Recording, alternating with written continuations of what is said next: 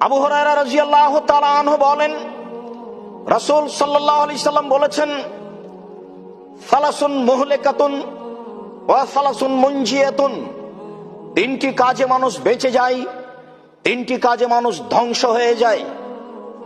ফাম্মাল মুনজিয়াত, যে তিনটি কাজে মানুষ বেঁচে যায় তার একটি হচ্ছে তাকওয়াল্লাহ ফি সিররি ওয়াল আলানিয়া, গোপনে ও প্রকাশ্যে আল্লাহকে ভয় করে যে সেই বেঁচে যাবে, সেই সফল হবে।